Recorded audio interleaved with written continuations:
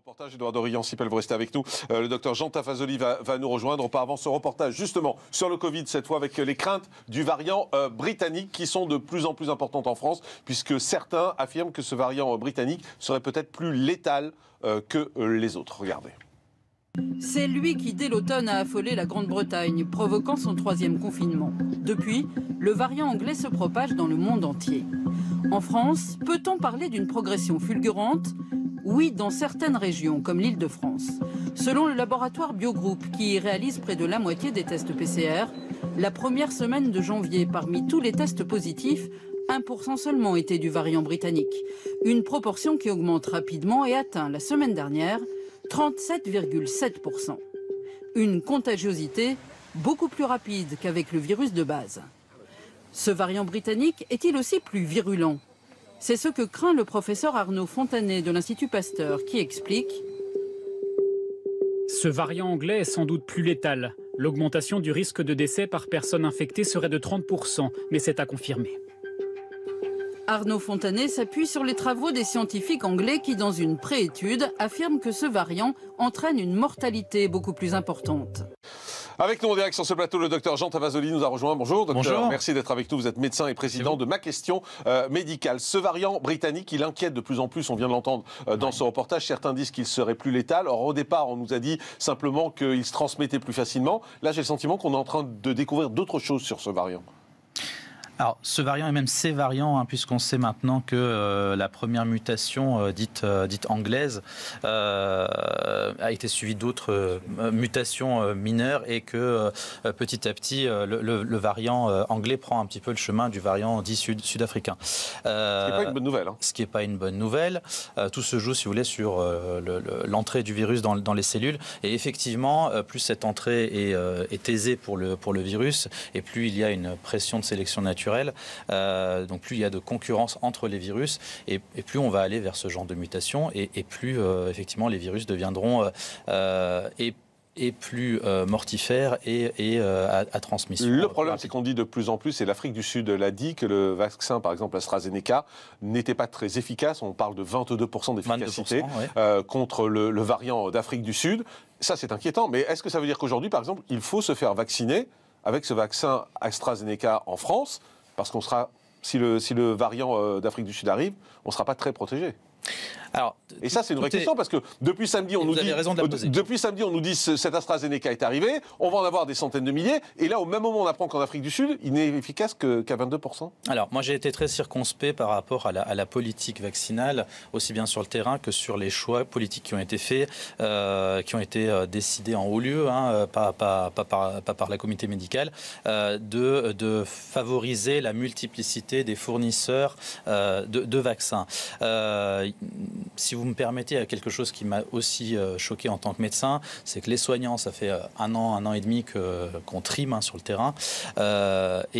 Parmi les personnels à vacciner en priorité, il n'y a pas tout simplement l'ensemble des soignants. Si je compare par exemple aux médecins italiens, ils sont déjà tous vaccinés, d'accord ? Ensuite vient effectivement la question de la multiplicité des vaccins et de leur efficacité. Le choix politique qui a été fait, c'est on a un vaccin Pfizer qui est efficace à 95%. On aurait pu dire, on achète à fond du Pfizer. C'est pas ce qu'on a fait. On a dit, on va acheter aussi un petit peu d'AstraZeneca, puis on va peut-être attendre aussi un petit peu Sanofi, puis on va voir ce que font les Russes. Et puis moi, ça me perturbe un petit peu parce que effectivement aujourd'hui on sait et on voit que le vaccin d'AstraZeneca n'a que 22% a priori d'efficacité sur un échantillon limité de quelques milliers de personnes, mais ça donne une idée, au point qu'un État, donc le plus concerné, l'Afrique du Sud, refuse ce vaccin. La Suisse notamment a émis de forts doutes là-dessus également. La politique la politique qui a été choisie par le gouvernement, c'est de dire c'est pas grave, il est efficace à 62% sur la version, on va dire, classique du Covid-19, ce qui est déjà pas terrible, après 2 injections complètes, parce que quand on dit plus de 70%, c'est pas vrai. Les plus de 70%, c'était dans un bras de l'étude où il y a eu une erreur, en fait. Ils se sont trompés de dose, ils ont mis une demi-dose. Juste pour bien comprendre, docteur, vous êtes en train de me dire que ce vaccin AstraZeneca... il est moins efficace. Voilà. Et est-ce qu'il faut se faire vacciner avec ou pas ? C'est ça la question que je vous pose et que se posent les gens qui nous regardent, parce qu'aujourd'hui, dans la plupart des endroits, c'est ce vaccin qu'on va proposer parce qu'il est plus simple à utiliser. Je pense qu'on n'aura pas le choix, de toute manière. Il faudra parce que c'est le seul traitement dont on dispose aujourd'hui. Vous avez du mal à me répondre. Il vaudra mieux être vacciné à 50%. Oui, mais là, c'est à 22%. Voilà. Et à 22%, je vais laisser les politiques décider. Pour moi, clairement, il n'a pas d'efficacité sur les variants. Et les variants, on est à 14% de variants aujourd'hui. Donc je repose ma question, est-ce qu'il faut se faire vacciner avec ce vaccin AstraZeneca ? C'est une question piège. Simple, pourtant, on se la pose tous. Moi, je me la pose. Moi, personnellement, je me la pose aussi. Moi, personnellement, je vais préférer le vaccin Pfizer. Voilà. Ou par exemple, le vaccin russe Sputnik. Donc, c'était une erreur de commander tous ces vaccins AstraZeneca ? Je pense que dans les choix politiques d'achat des vaccins, on aurait dû d'abord attendre les résultats des études scientifiques et que les chiffres qu'on a aujourd'hui, on aurait au moins dû se poser la question. Franck Alizio, c'est inquiétant quand même ce qu'on est en train d'entendre, c'est que ce vaccin AstraZeneca qui est arrivé devant les caméras, samedi, on a vu, c'est arrivé, le ministre de la Santé s'est fait vacciner hier avec ce vaccin AstraZeneca, et tout à coup, là, on est en train de nous dire, peut-être qu'il n'est pas très efficace contre les variants, c'est le moins qu'on puisse dire, puisqu'on parle de 22% d'efficacité. C'est inquiétant. Ah oui, je suis malheureusement, j'allais dire, d'accord avec le docteur. Je suis d'accord avec beaucoup de gens sur votre plateau aujourd'hui, ça doit être la maturité. Oui, mais vous allez finir chez les Républicains, peut-être. Non, c'est plutôt l'inverse. C'est pour ça que je disais ça. Oui. C'est Jonas. Vous avez déjà fait le chemin dans un sens, vous allez y retourner peut-être. Il est plus jeune, il va me rejoindre. Il faut le temps de la maturité. Allez-y alors. Non, je suis assez d'accord avec... oui, en effet, c'est inquiétant. Et en effet, tout le monde a ce réflexe de se dire... préférer le plus efficace, donc on préfère Pfizer. Je suis également d'accord, moi ça m'avait marqué... nos soignants, par rapport à d'autres pays, n'ont pas été publics prioritaires, alors que ça tombait sous le sens. On aurait aimé que nos médecins, notre personnel soignant soit vraiment prioritaire. C'était la moindre des choses quand on sait ce qu'ils ont. J'ai bien compris. Excusez-moi, moi je fais un peu une fixation sur ce vaccin AstraZeneca parce que je me dis que les gens qui nous regardent, c'est ce qu'on va leur proposer. On va regarder un reportage justement en Afrique du Sud où on découvre que ce vaccin a été arrêté. On l'utilise plus à cause des résultats. Et puis ensuite, on en reparle parce que honnêtement, aujourd'hui, quand vous allez vous faire vacciner, on va vous proposer ça. C'est le plus simple. On nous a expliqué que ce vaccin, c'était un peu une solution miracle parce que ça allait arriver dans les pharmacies. Il était plus simple à garder, il était plus simple à conserver. Et là, tout à coup, depuis hier, on est en train de nous dire, peut-être pas. Regardez. Le vaccin britannique ne serait pas assez efficace face aux variants qui sévit. On disait que le gouvernement avait les choses en main, mais visiblement, une fois de plus, il n'a pas été à la hauteur en ce qui concerne les vaccins. C'est très décevant. On ne peut plus faire confiance à ces gens. Il y a un décalage entre ce qu'ils disent et ce qu'ils font. Le gouvernement sud-africain a fait machine arrière depuis qu'une étude a indiqué que l'AstraZeneca chutait à 22% d'efficacité contre les formes modérées du variant.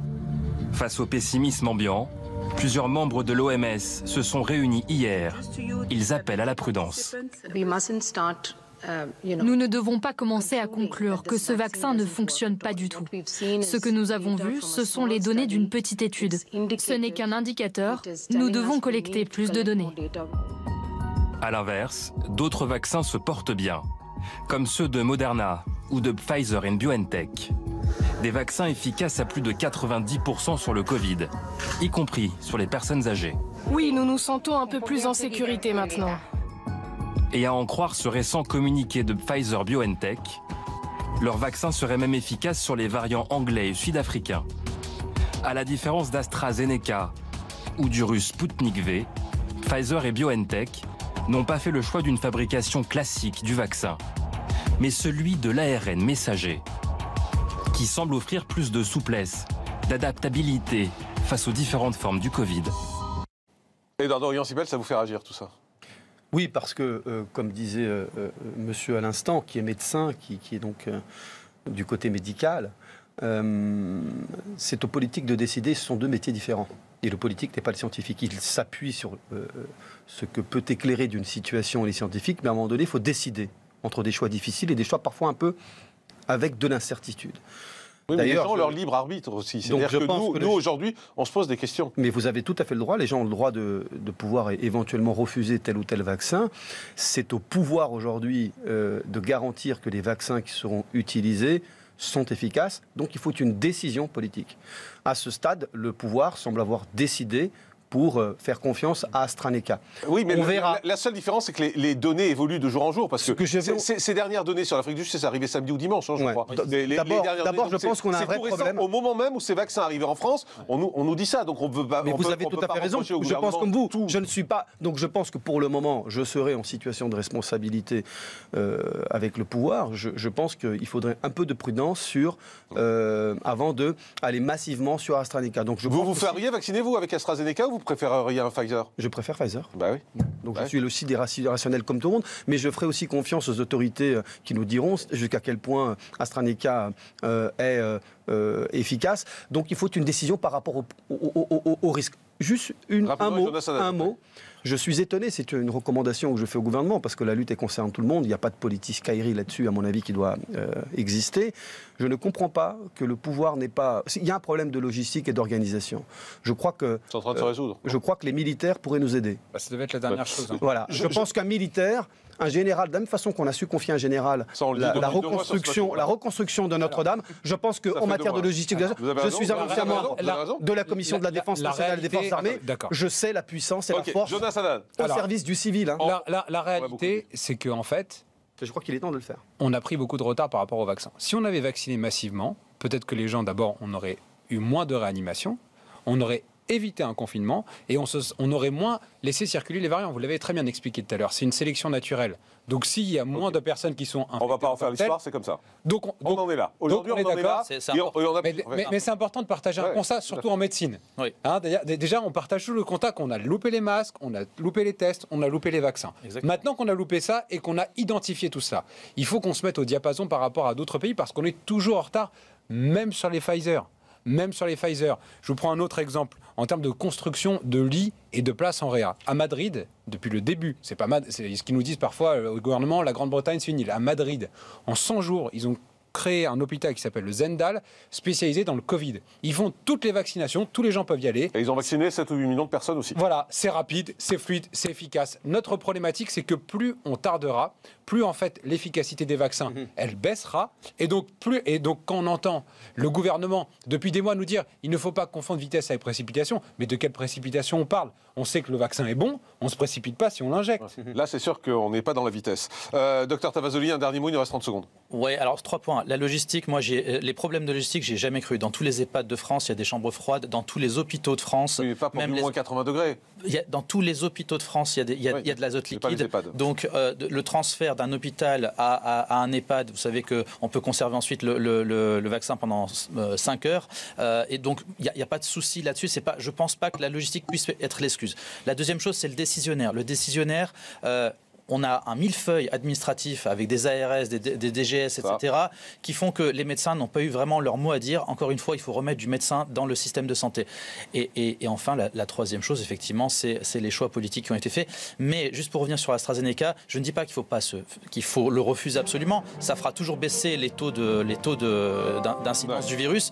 Mais à choisir, c'est peut-être pas celui qu'il faut prendre. Et ça, voilà. Merci beaucoup, merci à tous les cas d'avoir été en direct avec nous. On se retrouve demain en direct à partir de 10h35. Sur CNews et Non-Stop. Merci pour votre fidélité et à demain.